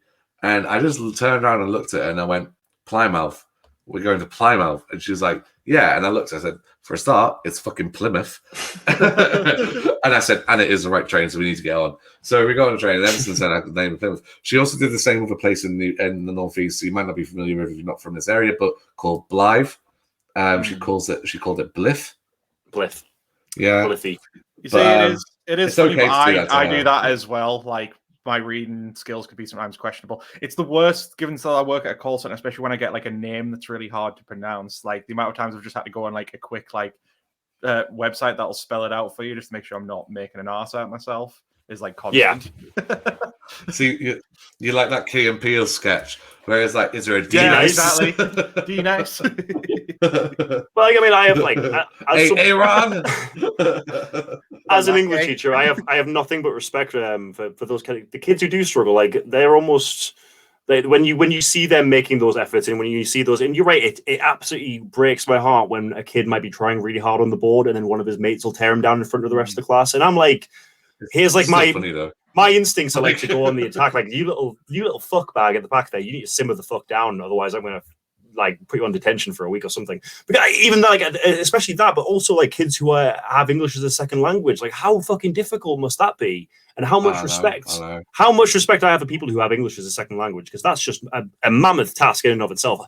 Like, when English is such a fucking horrible language to learn, it's a massive thing. And you're right, absolutely. Like, those kind of grammar Nazis, the ones who, you're right, tear people down in the comments. It's almost come around to the point where I feel like you've lost the argument if you have to comment on grammar. Like, if that's the only thing you have left, you've kind of lost the fucking argument, mate. Yeah. I must admit, like, when you said there, like, when someone tears their friend down, it's one of the hardest things to do as a teacher is when kids make genuinely hilarious fucking comments and you can't laugh at them and you've got to tell them off for it. And it's I've had, like, quite a few where, like, a kid said something and, like, I've genuinely, like, inside been, like, fucking dying to laugh. And I'm just like, no, that's wrong. That's wrong. And I'm just like, that's fucking genius. You're like, that's hilarious, but never say it again. Okay? Yeah. Oh. Yeah, man. So many times. Do you have any more? What were the other grievances? So another one I had. I think this is a big one, but I don't really want to go too far into it because I don't want to get onto who's right, who's wrong. But it's like when people refuse to believe other people who say that they were mistreated or misheard just because they want attention. It's like, fuck off, right? Like, you're part of the problem as to why people can't come out and say something. In response to obviously the Meghan Markle thing?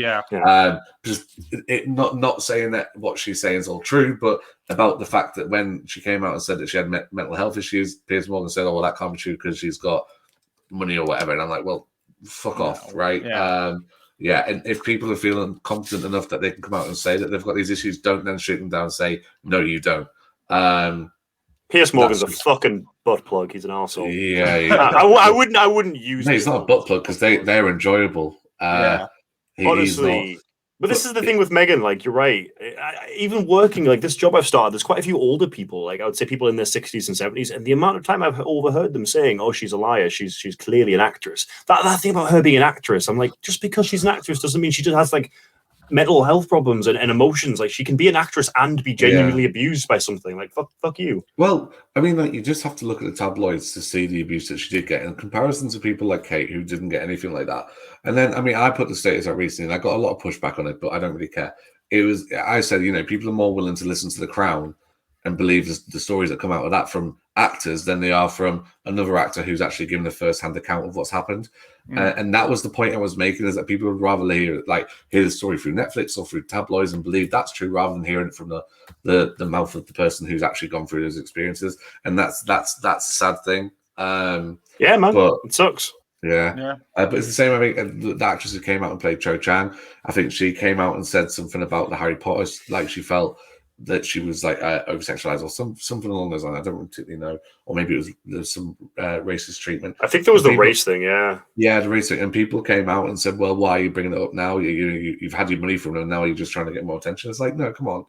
Like, I have to say, yeah. Like, at the end of the day, like, if you're in the middle of like what could be the biggest like moment in your career, are you really going to upset that when they're probably just going to fire you and recast you? Like, it's such difficult to say, especially for women. But it's adding to the problem as well. The fact that there is so much pushback, it makes it harder, and people wonder why women don't come out, and we're not just women, like, people don't come out and admit to this shit and say that I've been a victim of abuse. It's because there is so much vitriol towards them from the press and from high profile fucking anchors like Piers Morgan, and people wonder why people don't come out. Of course they don't come out, because it's such a vile fucking place for people to express themselves. And the irony is, he was coming out being like, "Oh, I'm a victim of cancel culture." It's like, mate, you cancelled yourself. You walked. He literally walked off the fucking show. And such a fucking baby. The fucking sweet irony of it is, he did exactly what fucking Meghan Markle did. In terms of, like, he didn't like what he was hearing, didn't enjoy what happened, and he took himself out of the situation, and yet he lamented her for doing so and called her poisonous and all this kind of shit.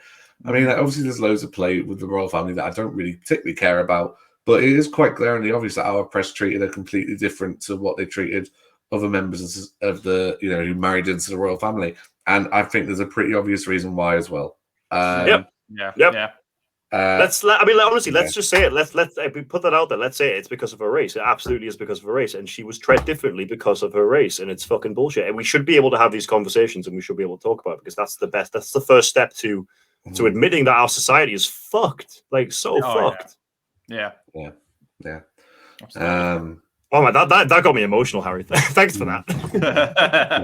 Like I said, that's a big one, but I didn't want to spend too much time on it because I think then it just becomes a whole other thing. Yeah, that's its own podcast in and of itself. Really, we could have that discussion. Yeah, I don't particularly feel like I'm the best qualified person to speak on it because, one, I'm not a woman. I'm not a person of I'm not a person of color, so I don't feel particularly confident in voicing certain things. But I do understand and realize that it's wrong, a lot of it. So that's it. Moving on to my next one. People who refuse to laugh at dad jokes despite the fact that they're fucking hilarious. Yeah, come on. And you guys fall into this category, so shame on you. Because I make loads of good dad jokes on the podcast, and I think you refuse to laugh at them purely because it's me, rather than the fact that they're not funny. You are just one giant walking dad joke, Harry. You are a dad joke. Yeah, I didn't know. But I get it at school as well. Like we were feeding ducks at a pond one day, and I walked up and I walked away and all right, lads, what's a quack? And like no one laughed, and they just went, "Oh, it's such a dad joke." And it's like, why is that an insult? Like that's a good thing. If I'm quite honest, it's funny. You should just be like, "Oh, good one," and then move on. Forget it. Like that's it. A dad joke isn't necessarily something that's going to make you fall on the floor laughing, but it's somebody be like, "Ah, good one." You don't have to be like, "Such a dad joke." I really appreciate that. Off. Like what? Why is that a bad thing? Why is it a bad thing? Usually, when I'm quiet on the podcast, I'm secretly laughing to myself when you make a dad joke. I just like the dead air for the audience to kind of. I'm usually hoping you're like Friends, where they put a laugh track over the top. I kind of want you to put laugh tracks over the top of the episodes, just to add a little bit of flair to it. Yeah, fuck it. Let's do it. Like there's specific episodes where you've said to the other people on the podcast, "Don't laugh at him. You're just encouraging them," and I feel offended by that. I'm sorry. I love you, and your dad jokes. I love you and your dad jokes. I think part of the best thing of when a dad joke lands is that typically it's not supposed to be laugh out funny. Isn't that kind of the point of a dad joke? That's the point. Yeah. It's when to pop yourself more than someone else. There's a level of cringe there, isn't there? That is just me all over. Like I'm not enjoying myself if I'm not making myself laugh, and I don't 100%. Care if anyone else is laughing or not. But it doesn't like when people say, "Oh, that's such a dad joke," as if it's an insult. I'm like, yes, it is, and I'm proud of it. So thank you. My last one is maybe we could probably get into a bit more, but it's people who test you when and by test you, I mean Liam will understand this. If you're having a conversation with someone who's a superior at work or someone like that, and they're clearly leading you down a conversation path where they want you to give an answer to see whether or not you're going to give the answer that they want you to give. And then if you don't give the answer they want you to give, they then lament you for it, even though that they manipulate the conversation to going down that path. I know that's quite a convoluted kind of way of saying it, but I don't know how else to do it. SLTs do it all the time, I found, where they're kind of like they'll trap you in a conversation where the pure aim of the conversation is to kind of give you a rollicking, if that makes sense. So how are we meant to do this? How are we meant to do this? And then you give the answer. They know that you don't know the real way to do it, or you might not know the proper way to do it. So then you give what you think is the right answer, and then they say, "Well, no, actually, it's not that." And I'm just like, first of all, fuck you. If you think there's a problem with something that I'm doing, just come and tell me outright, and then I'll change how I'm doing it. Yeah. Don't make me repeat what I've done already. You can just say, actually, like for instance, me, if there was something that you guys are doing on the and I thought I don't like what you're doing on this way, I'd say, guys, I said, just one thing, like there's one thing that keeps happening and I'm not really keen on that. Can we either try and stop doing it, or can you tell me why you are doing it so I can understand a bit more what the point is? Like, obviously that's a bit of a weird example, but I find that SLT do this all the time, where they do. It's like asking you a question they already know the answer to just so they can give you a fucking bollocking. It does my head in. It's like some kind of weird power play, and I don't understand it, and I don't like it, because if I knew I was doing something wrong, I probably would, or I either definitely know or I definitely don't know. And if I'm quite honest, I don't do things wrong on purpose.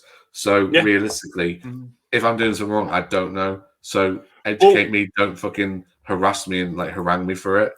It's such a superiority complex. That's all it is. It's someone who's clearly got too fucking big for their fucking britches. They're throwing the weight around, and you're right. Like it's especially with SLT. So this idea of senior leadership teams getting involved in the way like I teach. Like I've had my own fair share of pause their way of teaching.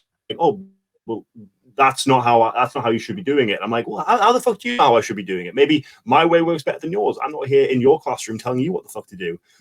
It really, really does blow my piss as well. Like, it absolutely just fucking, it's infuriating how much someone wants to get in your business. Like, you could be doing everything right. You could be doing everything fucking right, but because they don't think so, because they have their better way of doing things, they want to tell you you're doing it wrong. It's just it's fucking awful. It's just like it's people with power exercising it, essentially. Like they don't have to do this, but it's like they want to because they have that power. You know what I mean? It's like because I've got this, I'm going to trick someone out, and then it's my excuse to sort of show my dominance when you don't really need to do it. Yeah, like I had it a few times with my placements when I was training, and I up front said to the person, I was like, why have you done that? And they did it in front of other people as well. And I kind of said, why have you just made a fool of me in front of everyone? I said, like, if I've done this because I thought this was the way that you were meant to do this thing, and rather than you pull me aside and say, actually, that's not how we do it here, because I'd taken something that had happened in, like, that a practice that was getting used in another school and applied it to the situation I was in, and they said, that's not how we do it here. I was like, well, first of all, you haven't gone out your way to tell me this is how you do it here. So I've just used my initiative and done it this way. Fair enough, if that's not what you do, I understand that it won't happen again. But why fucking make me feel like a twat in front of everyone? Like, it's like almost like grandstanding, and I don't like it at all. And like, don't get it twisted. It's not me being like this entitled kind of like millennial who's being like, oh, I shouldn't get told off in the workplace. Because if I've done something wrong, and yeah, fair enough, like I fucked up, I'm willing to take the consequence. I'm willing to face the consequences for that, because that's fair enough. That should be the case. But if it's something like a different practice or something like that, don't act like a bell end. Like, just outright tell me. Because one, I'm likely to take the criticism better if you actually just come and tell me. And two, like, why do you want to demoralize your staff? Like, why? What are you gaining out of that? What are you gaining by making your staff feel that big? You know, you're right. It doesn't help. It just pisses the staff off, and that's not really going to help them like change the ways. They're just going to have more of a grudge against you, and it's just not going to get things fixed a lot sooner. You're right. Just taking people aside and talking to them is the best way. Don't try and make them look to be a moron, and don't like get aggressive with them over it. It's never going to lead to them getting the message. You know, it's just upset them. And like, what's the point? Yeah, do you know what? I've seen a teacher do it to a child as well, and it's fucking horrendous as well. Like, oh, so you think this is the answer? And they're like, yeah, and they're really confident in this answer they're giving, and the teacher goes, well, actually, you're fucking wrong, dumbass. And I'm like, why have you just done that? Yeah. Like, there's so many different ways that you can tell someone they're wrong, and like, you've chosen the fucking worst way to do it, other than going and sticking the dunce fucking hat on their head and saying you're a fucking like, you know what I mean? Like, I hate that word, but like, that's like the level of kind of like humiliation I think it puts on people. You know what I mean? And it's just like, it's so nasty. Like, it's a form of workplace bullying, and I think everyone has seen it. I've seen those kind of office bigwigs who fucking they think they're like the fucking the kind of there's nothing that they can't do better than you. They're always trying to one up you. They're always doing whatever you do, I can do it better kind of bullshit. And it just makes you not want to come to work, and it just makes you want. And it absolutely happens to kids as well. And you see teachers who completely are just demoralizing kids and ruining their chance at progressing at something, because that kid is now not want to. That kid might be really shy. That kid might have only stood up once or twice, and now you've ruined that. And now that kid's not going to fucking stand up again, and it's not going to try again. It's bullshit. Can I just clarify as well? Because I realized I did just say the word. I was using that as like the example of what a teacher would say to someone to make them feel bad. That isn't me using that word flippantly. That is like the level of like horrendousness that I think that what they're doing is like the equivalent. I guess need to make myself clear on that in case people think that I'm a special needs teacher using that word like horrendously. But yeah, those are just some of the things that have ground my gears. Like in most recent weeks, obviously that last one at the school I'm at, it hasn't happened, so I'm really happy with that. But that's from something that happened like a year ago, so I thought I'd bring that up. No, I think that's a really good point. Yeah, that's brilliant. No, I think there's a whole like I'm saving it for another day. There's a whole section of just horrible bosses and people in power where I think we could talk for ages, especially if you've ever worked in retail. Movies on it as well. Yeah, especially if you've worked in retail. The retail sector's full of it, so I'm going to save that for another episode. Smash it. No, that's awesome. Great stuff, Harry. So yeah, we'll end on another question. So we didn't get enough like viewer questions in. So if you were watching this and kind of understand the format of the show now, please send them in for the next episode. We'd love to feature them on the show. So I just picked out a random question online. Liam, as you've been reading them, do you want to give it for the audience? Let's do it. What probable situation did TV or movies make you think would be common, but when you grew up, you found out wasn't common? I love this question, by the way. I kind of want to see what everyone else. The first thing that came into my head was earthquakes, and I don't know why. And like volcanoes and shit. Like, I don't know, like natural disasters happening around me. Like, they just, you see, you watch like TV show like about like movies like about like twisters and like volcanoes. Like I think I grew up with shit like Dante's Peak and like Twister and what was the one with the fucking comet Armageddon and shit like that. And I'm like, there's been very few like natural disasters in my area. Yeah. Like movies kind of prepared me for this shit, but I've never had to use my natural disaster skills yet. I think we're due an earthquake around about now, eh? Right. Yeah, maybe. But I mean, obviously there are. I mean, we live in England. We like the closest we get to a natural disaster is a really bad fucking snowstorm. I think we Or had the election.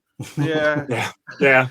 I think I remember one instance of like a hurricane hitting the country, and it wasn't like the one seen in America. It was like the most low-key one ever. But that's like the closest I'd probably say we've come, other than like mass snowstorms, which are very few and far between now in this country. Yeah, I wouldn't even define them as snowstorms, if I'm quite honest. Nah. Yeah, Beast from the East was a bit of a big one. As a geography teacher, like. Do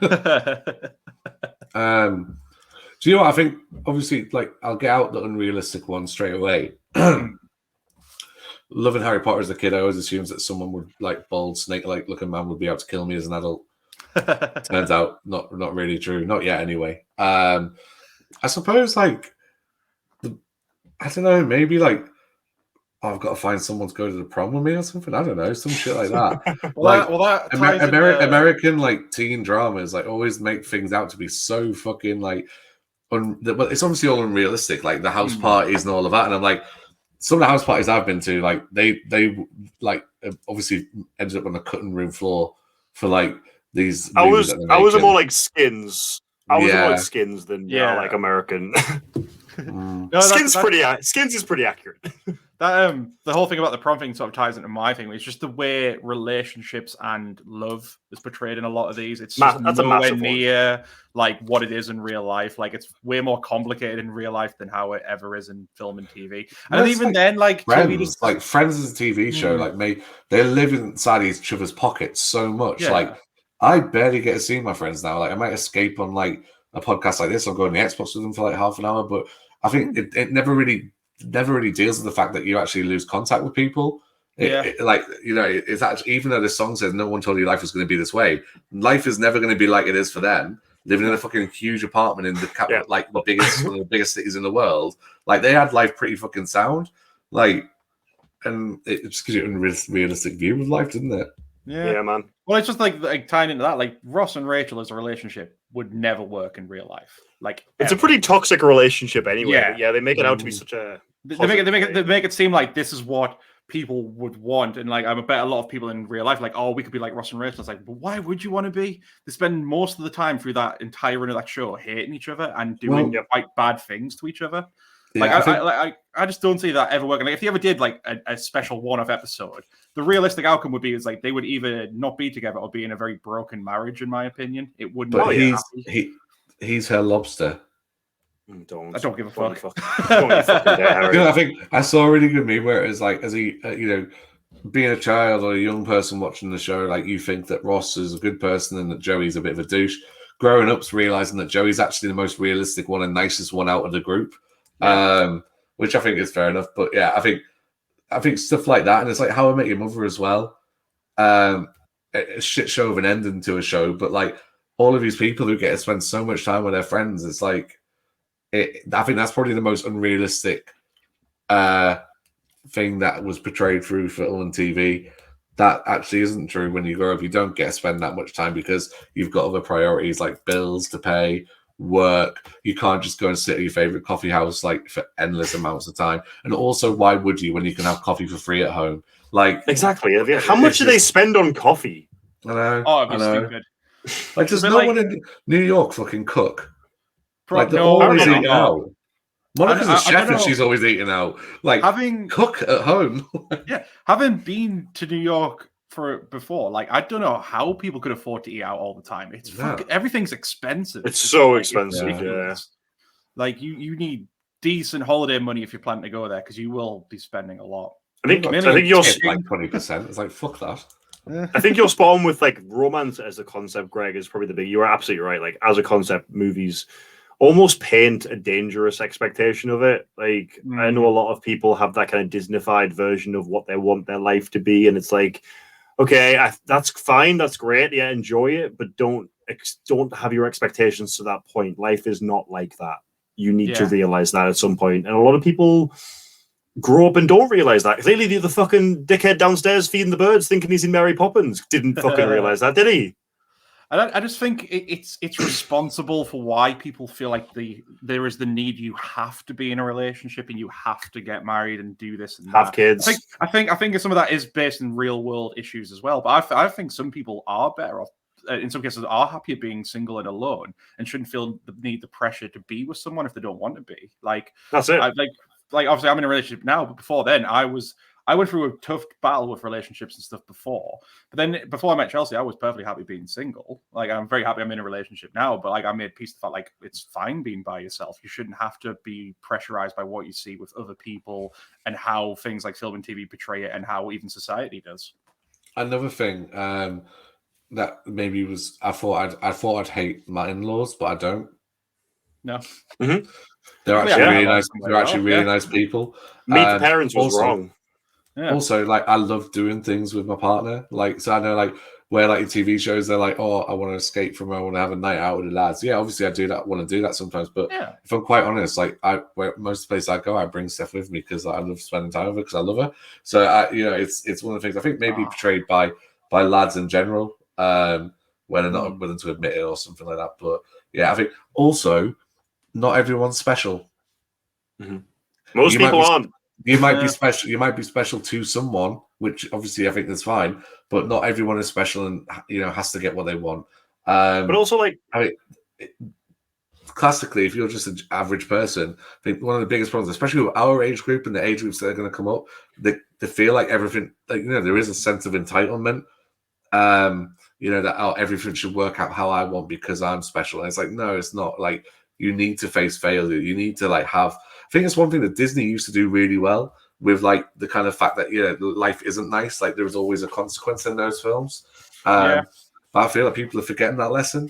That life has consequences. Life has challenges. Failing isn't like one thing I got told off for. One of the things I was saying before. One of the things I got told off for in one of the schools that I did placement at was that I told a child that they didn't have to go to university to be a success, and also failing at school, failing at certain things is not a bad thing. It's a lesson. You should learn from it. And I got told off for being too negative. And I said, that isn't negative. That's a real life piece of advice. And I'm trying to be positive and saying, listen, just because you're not academically, classically smart does not mean that you are not going to be a success. You can make a success of yourself no matter what you do, but you've got to work hard at it. You've got to find the other things that you're good at and actually learn from any mistakes you make. If you fail a test, find out why that is. So, like, for instance, obviously, I was a geography teacher. The kid was failing the test. I said to them, well, why have you failed that? And they're like, oh, because I didn't know this. So, well, now you know that. Learn from it and make sure you know it next time. Like, and that's the advice I was giving them. Like, well, that's not very good advice. Well, it is so. So, because how are they ever going to learn if they don't recognize their mistakes and learn from it? Yeah. Sorry, that's just a bit of a rant. I feel really dumb because you guys had these like really interesting philosophical like fucking answers. Like fucking earthquakes. Earthquakes. I don't fucking know. I've got a good one now. Hold on, I've got a good one. This isn't like specifically towards me. It now, yeah. Fuck off. As like a homosexual male, this isn't as driven towards me. But like, I hate when movies tell men that it's sexy to like be creepy and stalkery towards women. I'm specifically looking at shit like Twilight, 50 Shades of Grey, Amazing Spider-Man. This idea that if you stalk a woman, she'll fall in love with you. That's some fucking bullshit. A lot of John Hughes films. Yeah, it's bullshit. It's such a fucking toxic message to put out there. And that's why we have incels, and that's why we have these dickheads who think they're owed something. Also, the dickheads always end up like, and end up worse off in life. And it's like, that's often not the case. Like, often the dickhead gets everything they want. Because they're ruthless. But it's not like toxic. Like toxic behavior is just fucking apparently in 50 Shades of Grey. It's sexy. I don't get it. I don't know. No. It's just, toxic masculinity has a big issue due to TV and movies as well. But I think that's like massive. Whole argument for another thing. but also earthquakes. Also earthquakes and quicksand. Quicksand is nowhere near what it's portrayed in films. I don't even think I've seen quicksand. I don't think I've ever think I've actually seen quicksand in reality, and I'm really upset about this fact now. Do you know what film it is in? Which is a really shit film, Indiana Jones and the Kingdom of the Right. Skull.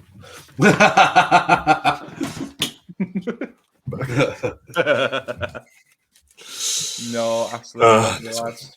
Well, I thoroughly enjoyed that, boys. Do you want to get some plugs out the way? Harry, you go Butt first. plugs. Butt plugs out the way. Well, it's all along. I mean, your screen there. There somewhere. Audio listeners, Harry. Audio listeners. Pika Mix Podcast, Facebook, Pika Mix Pod, Instagram, and Twitter. Check us out, or don't. No, generally do check us out. We've got some really interesting content coming up. We've got Conspiracy Theory podcast that I'm going to release at some point when I get around to it. I've just been really tired because of work. We've also got the best movie villains, which I think I might release first because there's less editing to do on that one, because me and Nathan went down a really bad rabbit hole and said some pretty horrendous things. So we're going to have to edit that one quite heavily. Well, I'm halfway through editing it. But we will see you soon. Thank you very much for listening to this. I think I'm going to be releasing this on the Pika Mix channel anyway. So if you are listening on the Pika Mix channel, make sure you subscribe. Go and subscribe to the other guys as well. If you're listening on the YouTube or watching on the YouTube, thank you for staying this long, and like and subscribe as well. Liam, your plugs. Yeah, man. Bad taste. Amazon links. Bad taste buds. If you haven't listened to us yet, we talk about bad films. I love bad films, and I force my friends to watch bad films with me. Harry, you're joining us very shortly for our Twilight one, which I'm really excited for. Greg, you just joined us a few weeks back for our Batman and Robin one, which we should be coming out in 2 weeks, which I'm really excited for. So the Harry's put something in the group chat, and I'm scared to look at it. Should we look at it?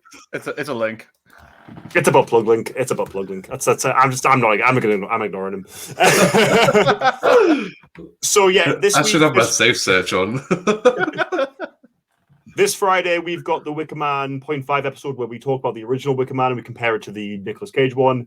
And the week after that is the episode that Greg's on, which I'm so excited to put out because it's fucking hilarious. We talk about Batman and Robin, and we talk about why I think it's the best Batman film, because it is. And then hopefully a couple of weeks' time, we'll have our Twilight episode with Harry. But yeah, check us out. Links down below if you're watching. If not, Bad Taste Buds Pod is where you can find us on all social medias and on streaming services. Fantastic. And if you want to come over for some wrestling-based talk, you can find me on the Bearhug Club Podcast. Wrestling.